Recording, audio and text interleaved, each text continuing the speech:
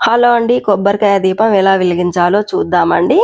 ఇంకా మామూలుగా కొబ్బరికాయని తీసుకొని విడిగా కొట్టుకోవాలండి. పూజా మందిరంలో దేవుళ్ళ వద్ద కాకుండా మామూలుగా బయటనే కొట్టుకొని దాంట్లోంచి వాటర్ తీసేసి ఇంకా విడిగా పట్టుకొని శివయ్యకి అభిషేకం చేయొచ్చండి. ఆ వాటర్తో అయితే ఇంకా 2 ముక్కలు విడదీసి జుట్టు తీసేసి ఇంకా పీచంతా ఒలిచేసి ఆ 3 కన్నులు ఉన్న ముక్కనే వాడాలి. ముక్కంటికి ఇష్టం అని అయితే చెప్తారండి. నేనైతే 2 ముక్కల్లో వెలిగించానండి. మా ఫ్రెండ్ అయితే అడిగింది, ఇంకా నువ్వు ఊరికే కొబ్బరి దీపం వెలిగిస్తావు కదా, ఇంకా ఎలా వెలిగించాలో చెప్పు అంటే మా ఫ్రెండ్తో పాటుగా మీ అందరికి కూడా చూపిద్దామని అయితే వీడియో తీస్తున్నానండి. మరి థ్యాంక్ యూ ఫ్రెండ్స్. మా అను కేర్ ఆఫ్ సీను ఛానల్ని సబ్స్క్రైబ్ చేయండి, లైక్ చేయండి, షేర్ చేయండి.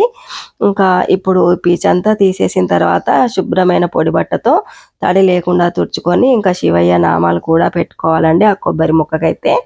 ఇంకా ఇప్పుడు చక్కగా అలంకరించిన ప్రమిదలో బియ్యం పోసుకొని ఇంకా ఈ మనం అలంకరించుకున్న కొబ్బరి ముక్కను పెట్టి వెలిగించుకోవాలండి. ఇంతే అండి. మరి ఉంటానండి, నెక్స్ట్ వీడియోలో మళ్ళీ కలుద్దామండి. ఇంకా ఇంకో వీడియో పెడతాను, అది కూడా చూసేయండి.